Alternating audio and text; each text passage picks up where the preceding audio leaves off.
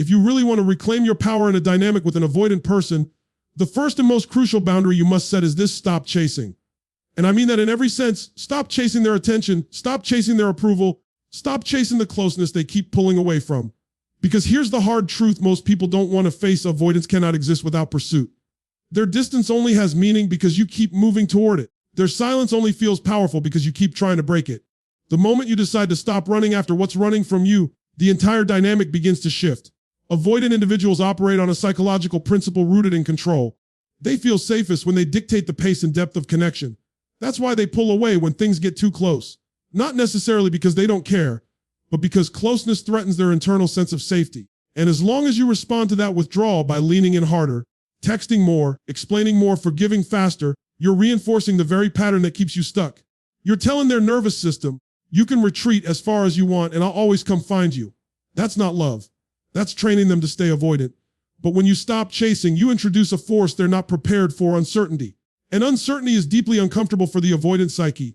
Suddenly, the power they felt by creating distance turns into anxiety about what that distance might cost them. Suddenly, your silence, the silence that once made you feel powerless, becomes the loudest sound in the room. This is the paradox most people never see. The avoidant struggles not when you chase them, but when you don't.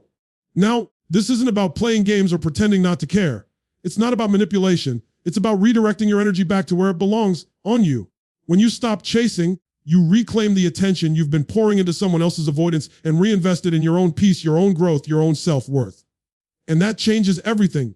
Because now, instead of standing there begging for scraps of connection, you're standing in your value. You're saying, I'm not going to exhaust myself trying to convince you that I'm worthy of closeness. I already know that I am. Philosophically, this boundary is about breaking the illusion of dependency. When you chase, you're acting as if your sense of worth depends on their response. But when you stop, you're declaring that their behavior does not define your value.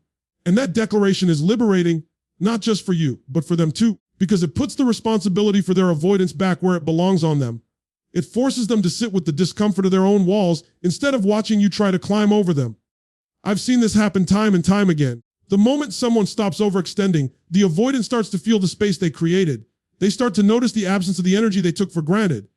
And more often than not, that discomfort pulls them closer. Not because you manipulated them, but because you stopped feeding the dynamic that allowed them to hide. It's like taking oxygen away from a fire. The flames don't know what to do without fuel. So if you want to set one boundary that completely transforms how an avoidant shows up in your life, let it be this one: stop chasing. Stop convincing, stop proving, stop overfunctioning. Stand still, stand tall, and let them feel what distance really means when it's no longer cushioned by your pursuit. Because in that stillness, you'll discover something far more powerful than their closeness. You'll discover your own strength, and that strength is the one thing an avoidant cannot ignore. If the first boundary is about withdrawing the chase, the second is about defining the rules of engagement, and this one is absolutely critical. You must decide what you will and will not tolerate, and then hold that line no matter how much pressure is applied. Most people think boundaries are about controlling someone else's behavior, but that's not it at all. Boundaries are about teaching people how to treat you by showing them what you allow. And avoidant individuals, whether consciously or not, will test those boundaries over and over to see how serious you are about them. Here's the truth: avoidance thrives in ambiguity. When your standards are vague, when your limits are fluid, when your words don't match your actions, the avoidant learns that they can retreat, disappear, and disconnect without consequence. They learn that you'll keep showing up even if they're half present. And once that pattern is set, it's incredibly difficult to break. Because you've essentially trained them that your needs are negotiable. That's why clarity is power. When you define your standards and communicate them with unwavering certainty, you eliminate the guesswork. There's no room for confusion, no space for manipulation, and no reward for inconsistency. And this isn't about issuing ultimatums or threats. It's about calmly and clearly stating your truth. I value consistent communication. Emotional availability is essential for me. I don't accept disappearing acts as part of a relationship. You're not asking them to change. You're simply stating what's required for you to participate. That distinction is everything, because the moment you shift from pleading for better treatment to declaring what's necessary for your presence, you change the entire power dynamic. You're no longer auditioning for their attention. They're deciding whether they're capable of meeting the standard to stay connected to you. Now here's where most people fall apart. They set the boundary, but they don't enforce it. They say, I won't tolerate this, and then tolerate it anyway. They make a declaration, and then they backpedal the moment the avoidant withdraws. And every time you do that, you teach them that your words mean nothing. Boundaries without follow-through are just suggestions. And suggestions don't change dynamics, standards do. So you have to be willing to hold the line even when it's uncomfortable. You have to be ready to walk away from the behaviors that don't align with your values. That's the part people don't want to hear. But it's the part that changes everything. Because your willingness to enforce your boundaries communicates more than any speech ever could. It says, I am not afraid to lose what diminishes me. And that message is powerful. That message is magnetic. That message is what makes an avoidant pause and question whether their patterns still serve them. Philosophically, this is about shifting from reaction to creation. Most people spend their lives reacting to how others treat them, adjusting, shrinking, compromising. But when you set and uphold clear boundaries, you're no longer reacting. You're creating the terms of engagement. You're saying, this is the standard for access to me. And when you do that, you stop being at the mercy of someone else's fears and start living according to your own values. What happens next is fascinating. The avoidant, who is used to people bending and breaking to accommodate their distance, suddenly faces a new reality. They can no longer retreat without consequence. They can no longer disappear and expect to be welcomed back without question. And that discomfort, that new friction, is what forces growth. Some will walk away because they're not ready, but others will begin to confront the very patterns they've been running from, not because you demanded it, but because your boundary required it. And that's the power of this principle. Boundaries don't push people away. They filter out what doesn't align and invite forward what's meant for you. So set them, speak them, stand by them. Because the moment you refuse to tolerate what diminishes your peace, you become someone an avoidant can't dismiss. And that's when the struggle truly begins. Not in them pulling away, but in realizing they can't pull you down. The third boundary is subtle, but it's where real transformation begins. You must detach from the outcome, and I want to be very clear. Detachment is not indifference. It's not pretending not to care or building walls to protect yourself. It's the deliberate decision to no longer let your emotional state be held hostage by someone else's behavior. It's the moment you stop tying your worth, your peace, and your happiness to whether an avoidant chooses to stay, to change, or to meet you where you are. Avoidant individuals often thrive on the quiet leverage created by your attachment. They sense how much you need their response, how deeply you're invested in the connection, and on some level, that knowledge allows them to control the rhythm of the relationship. They know that if they retreat, you'll lean in. If they pull back, you'll try harder. That dance keeps them safe because they never have to step outside their comfort zone. You're doing all the emotional heavy lifting for them. But when you detach from the outcome, you dismantle that unspoken power dynamic. You say, I want this connection, but I don't need it to define me. And that changes everything. Think about this.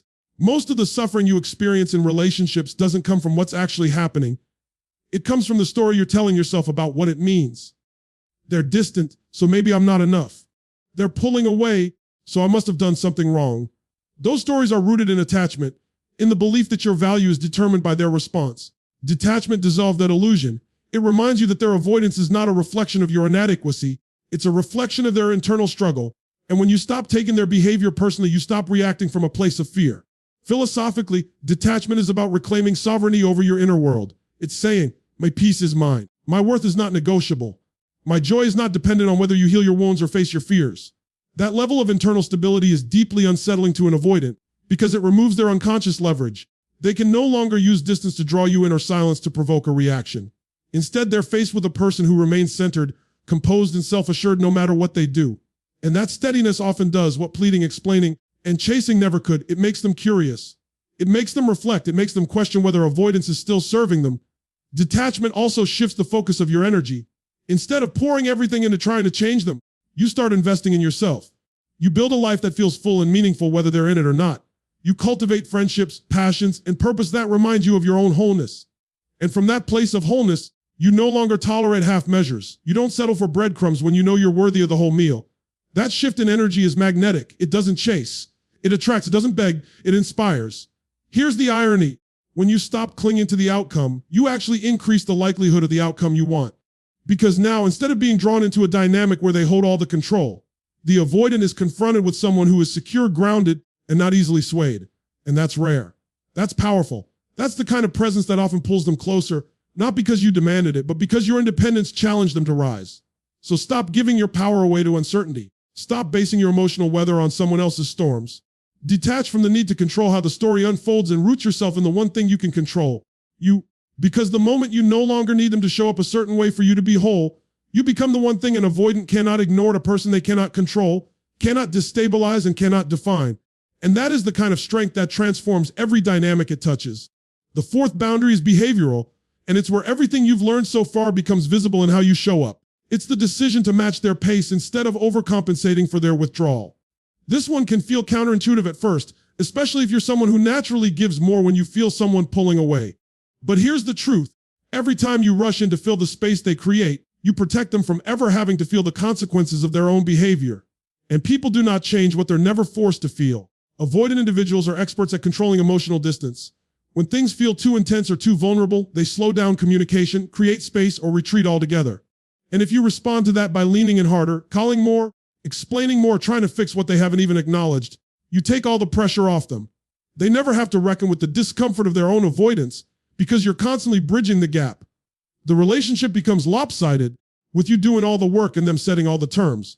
But when you decide to mirror their pace, to slow down when they slow down, to give space when they create space, everything changes. Suddenly, the silence they relied on to feel safe becomes the silence they're forced to sit in. The emotional distance they used as a shield becomes a mirror reflecting their own patterns back at them. They can no longer hide behind withdrawal because now withdrawal leads to genuine absence. And absence, more than any lecture or confrontation, is what makes an avoidant feel the weight of their own behavior. Now, this isn't about playing games or using silence as punishment. It's about alignment. It's about refusing to carry more than your share of the emotional load. When they pull back, you don't chase. You maintain your center. When they delay a response, you don't double down on effort. You match the energy being offered. And when they retreat into distance, you don't sprint into closeness. You allow space to exist and let them feel what it's like without your constant pursuit. That alignment is powerful because it communicates something deeper than words. I will meet you where you are, but I will not drag you forward. There's a psychological principle at work here. Human beings are wired to seek equilibrium. When someone consistently overfunctions, the other person underfunctions to balance the dynamic. But when you stop overfunctioning, when you stop compensating for their emotional withdrawal, you disrupt that equilibrium. And the only way for the connection to survive is for them to step forward. That's when the avoidant faces a real choice: evolve or risk losing the connection altogether. And that moment of reckoning is something they rarely encounter because most people never stop overcompensating long enough to let it happen. Philosophically, this boundary is about self-respect expressed through action. It says, I will not abandon myself to hold on to you.